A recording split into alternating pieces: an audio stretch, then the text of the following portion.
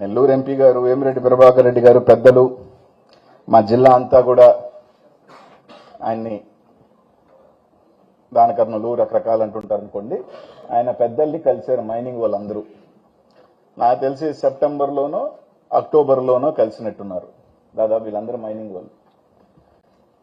నాకు తెలిసి మైనింగ్ వాళ్ళు కలిసి సార్ మా ఓపెన్ చేయండి మేము ఇబ్బంది పడుతున్నాం అని రకరకాలు అడిగినప్పుడు ఆయన చెప్పిన మాటలు ఈ కొంతమంది మైన్ వాళ్ళు నాకు చెప్పిన మాటలబ్బా. నాకు తెలుసు మైనింగ్ కష్టాలు, నాకు తెలుసు మైనింగ్ ఇబ్బందులు ఏంటో, నాకు అసలు సంబంధమే లేదు దీంట్లో. ఈ రకరకాల పేపర్లో వస్తున్న వార్తలకి ఎలా వస్తున్నాయో నాకు తెలీదు.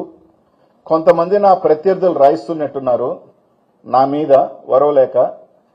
ఇప్పుడే నేను మంత్రి గారికి ఫోన్ చేసి చెప్తాను మీ ఓపెన్ చేయమని చెప్పి.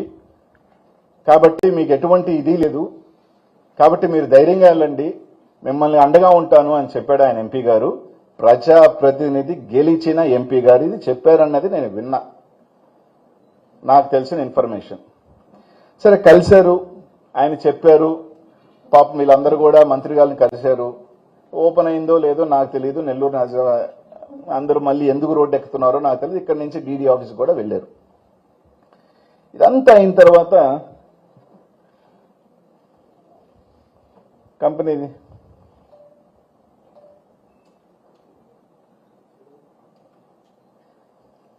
Lakshmi quartz sand private limited November 22వ తారీఖున ఈ కంపెనీ పెట్టారు. నాకు వ్యాపారం అంటే దీని మీద నాకు సంబంధం లేదు, నాకు మక్కువ లేదు, అసలు ఇదంటే నాకు తెలియదు, మీరు ధైర్యంగా పోండి ఓపెన్ చేసుకోమని చెప్పిన పెద్ద ఆయన ఆ కంపెనీలో ఒక డైరెక్టర్ వేమిరెడ్డి ప్రభాకర్ రెడ్డి గారు. మీరు చూడండి సార్, కొంచెం పైకెత్తమ్మా పేరు, మేబీ రాదేమో, కింద పైకి జూమ్, కింద ఇంకా పైకి రాని.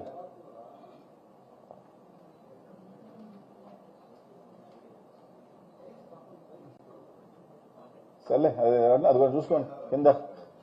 వేమిరెడ్డి ప్రభాకర్ రెడ్డి గారు నాకు సంబంధం లేదని చెప్పిన వ్యక్తి, నాకు ఎలాంటి తెలియని వ్యక్తి.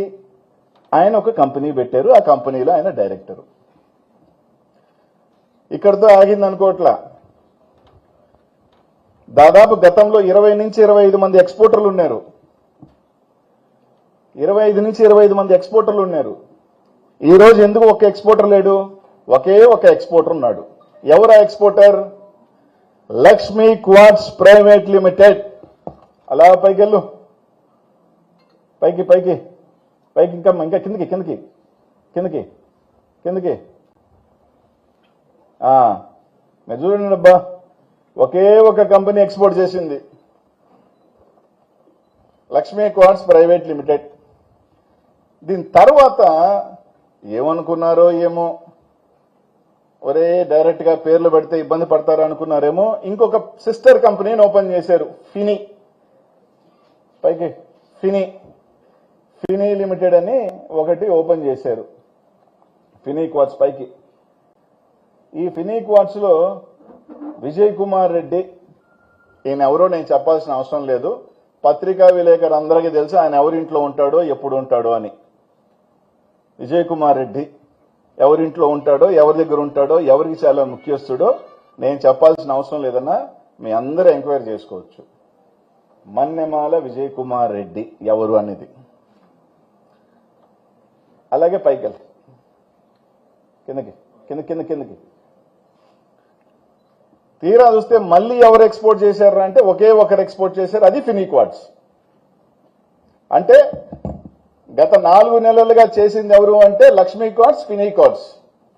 వీళ్ళ తప్ప ఎందుకు ఇంకొక ఎక్స్పోర్టర్ చేయలేకపోయాడు? ఎందుకు మైన్స్ ఓపెన్ కావట్లేదు? ఇది నేను కాదు, ఏ మైన్ ఓనర్ని అడిగినా చెప్తాడు, నాకు తప్ప మాకు తప్ప మీరు ఎవరికి ఎక్స్పోర్ట్ చేసేదానికి లేదు,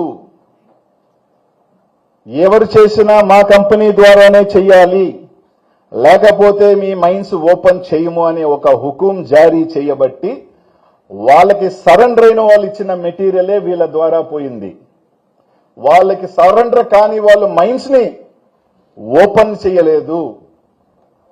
వాళ్ళకి సంబంధించిన మైన్స్ ని నెల్లూరుకి ఒక చరిత్ర వెంకటగిరి రాజాలంటే విఆర్సీ దగ్గర నుంచి అనేక సంస్థల్ని దానం చేసిన కుటుంబం వెంకటగిరి రాజాలది. ఒక పెద్ద మనిషి, ఆయన మైను పాపం ఎక్కని గుమ్మం లేదు, పాపం ఆయన అడగని వాళ్ళు లేదు. మైను ఓపెన్ చేయండి, లేక వల్ల చాలా మంది ఇబ్బందులు పడతా ఉన్నారు. మేము కావాలంటే 10 నెలలు కాబట్టి 2 సంవత్సరాలు కాబట్టి ఖాళీగా ఉండగలుగుతాం. కానీ మా మైన్ మీద బతికే కూలీలు, పని వాళ్ళు ఇబ్బంది పడుతున్నారని అడగని ఇది లేదు పాపం. వెంకటగిరి రాజాలకు సంబంధించిన ఇదే మీరు ఇచ్చే గౌరవం